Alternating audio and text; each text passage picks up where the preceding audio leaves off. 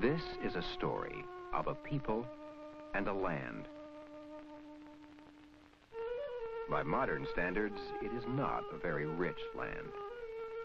But for 4,000 years, Jewish people have looked to it as their homeland.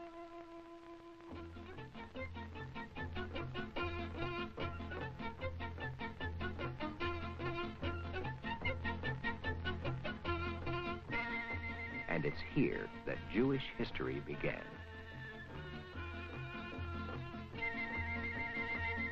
It began when families of herdsmen moved their flocks from Mesopotamia to the Mediterranean Sea, led by the patriarch Abraham. According to the Bible, God spoke to Abraham and promised him this land, which they would call Israel. Abraham's experience was to be taught to and remembered by all of his descendants. Years later, famine forced the people to move south to Egypt. There they were made slaves.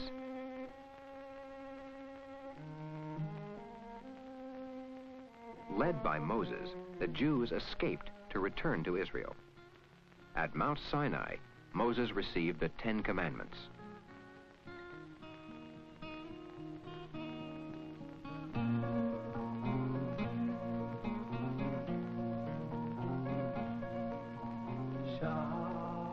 Three 3,000 years ago, King David built Jerusalem, the capital.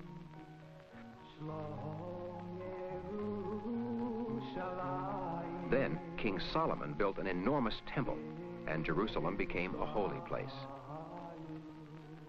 Israel was conquered by the Romans 2,000 years ago. It was then that Jesus Christ was born and died on the cross. The Jews rebelled against Rome and were defeated. Their last stronghold was here at Masada, where whole families took their lives rather than surrender. The Romans destroyed Jerusalem and changed the name of the country to Palestine. This wall is all that's left of the ancient temple.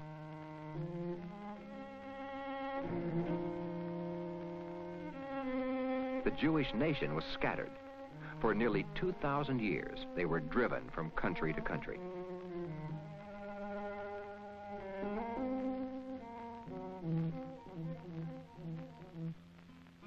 Jews like Albert Einstein made great contributions to the world. But because Jews kept their own customs and religion, they were often discriminated against, tortured, or killed.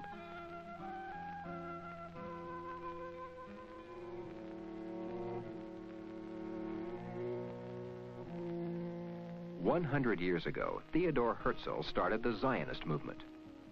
He believed that Jews could live safely only in their own country. The goal, return to Palestine. But Arab people had been living in Palestine for over 1,000 years. Only a few Jews remained. And as a result of war, Great Britain controlled the area. With the Balfour Declaration, Zionists convinced Britain to allow Jews to return to their ancient land.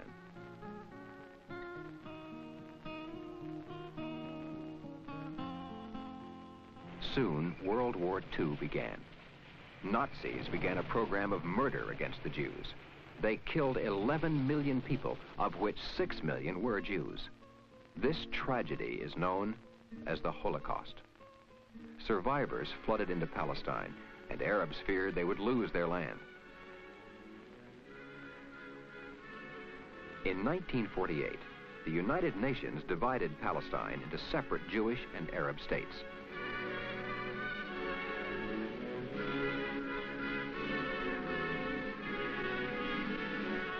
Israel was immediately attacked by the surrounding Arab countries. As a result of war, Israel's borders grew to include some Arab land. Many Arabs have become refugees. Jews in Arab countries have fled to Israel. Today, Jews from all over the world still come to Israel to rebuild the Jewish nation.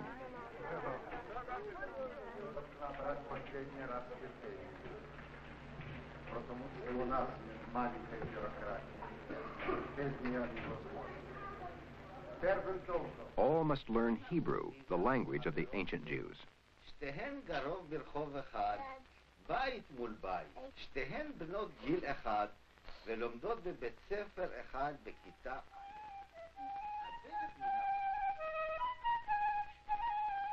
Native-born Israelis are called sabras, after a desert fruit that is tough on the outside, but soft and sweet inside.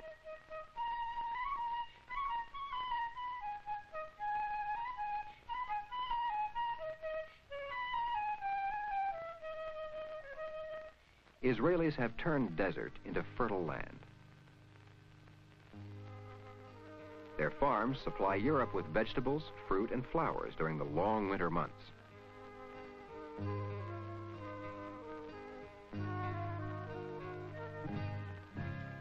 Very advanced farming techniques make this possible.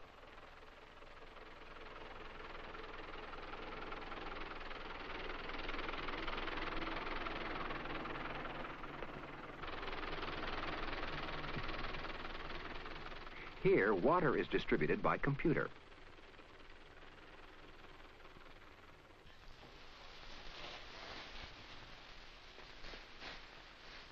Water must be transported the length of the country to the desert in the south.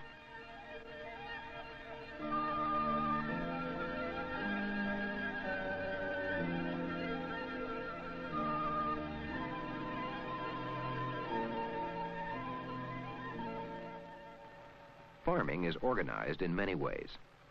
The most important is the kibbutz, or communal farm. Here, property, work, and profits are all owned by the community. Modern Israel was pioneered by Zionist immigrants working together this way. All daily activities are shared.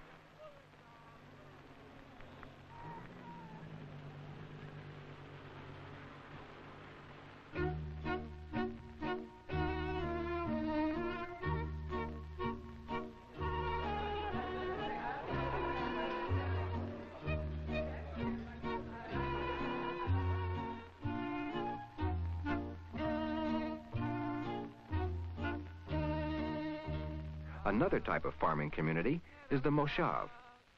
In a moshav, families have more privacy than in a kibbutz.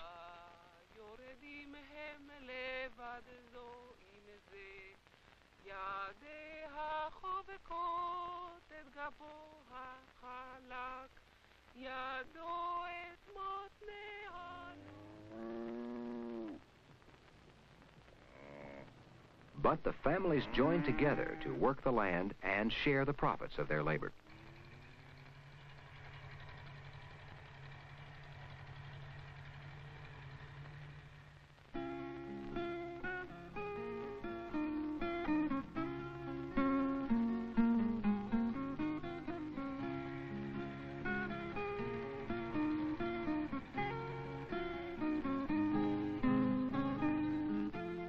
Israel's desert has bloomed in other ways.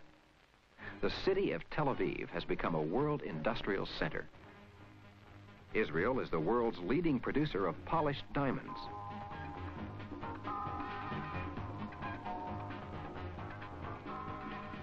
It produces electronic equipment and nuclear-powered medical machinery.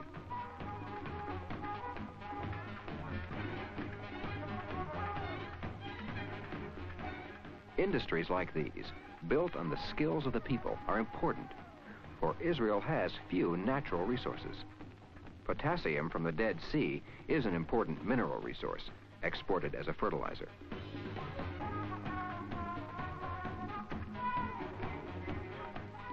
The textile industry provides many jobs. Despite the growing population, there is a job for everyone who wants to work.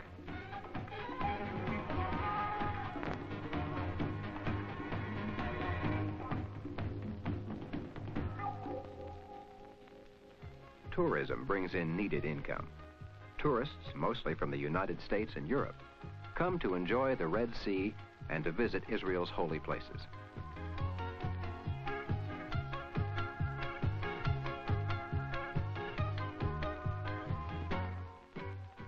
Jerusalem is a major stop, since it's holy to three religions: Jewish, Christian, and Muslim. Israel's parliament, the Knesset, is in Jerusalem. Jerusalem is the home of the Hebrew University.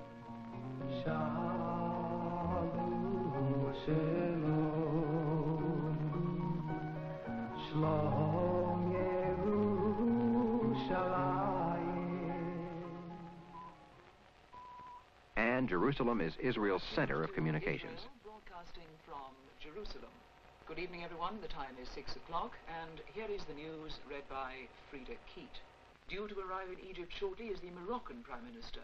He is to have talks with his Egyptian counterpart.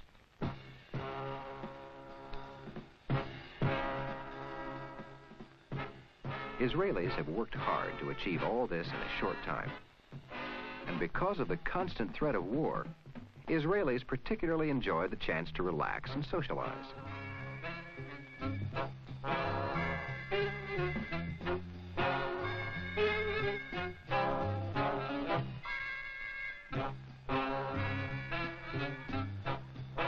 They value the freedom to practice their religious faith without fear.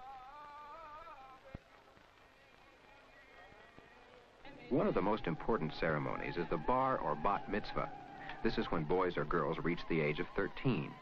Then they can read from the books of Moses before the community.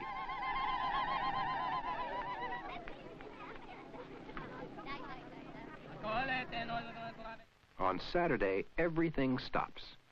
It's Shabbat, the Jewish Sabbath, the traditional day of rest. Religious Jews gather for prayers and a family meal.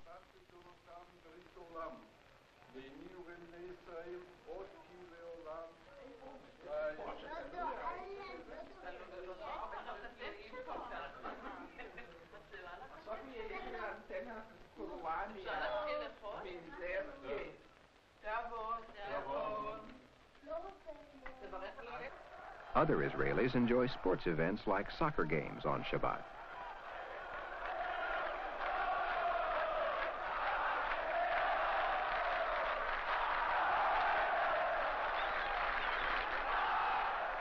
But Jews are not the only citizens of Israel. Because of its long and complicated history, many other people call this land home. One of Israel's biggest problems is to provide equal rights and benefits to its minorities. Arabs are the biggest minority, and Arabic is an official language along with Hebrew. Many Arabs live today as they had for centuries before the State of Israel was established.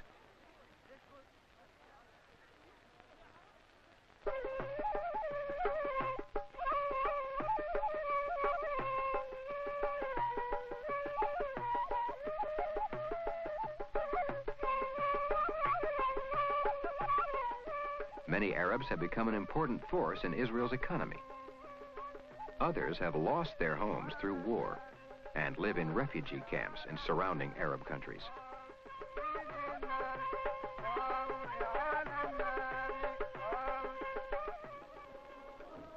Almost 80,000 Christians live in Israel.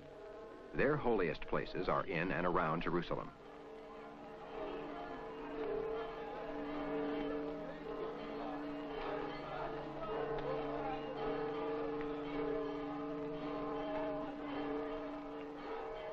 The Druze community is an important minority group.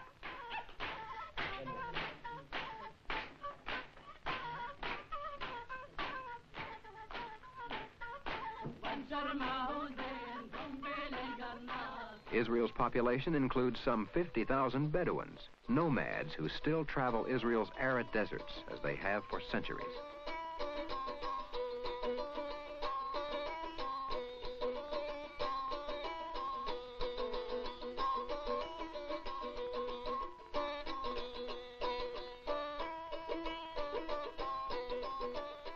Jewish immigrants from Arab and non-European countries often hold a minority status in Israel, in jobs and other opportunities.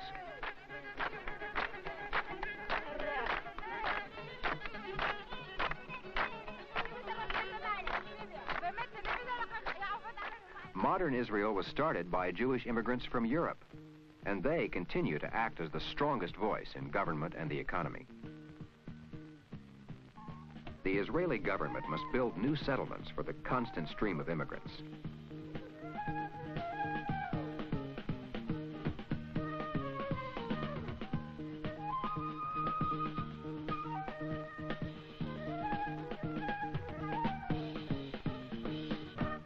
But military defense is the biggest drain on the Israeli economy.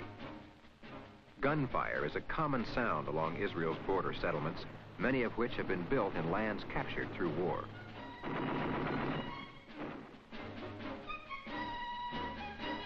Every young Israeli must go through military training.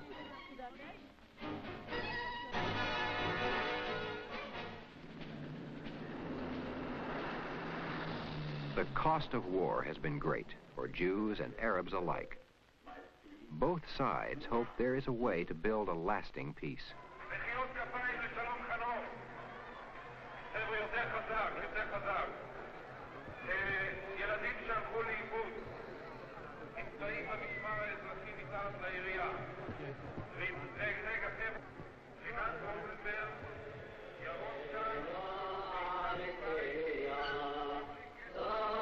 Hanukkah, the ancient festival of lights, is a special time for Israelis when they celebrate a miracle and a victory from ancient times in Israel.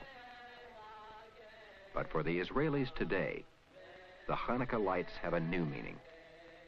They symbolize the hope of living in peace in their ancient homeland.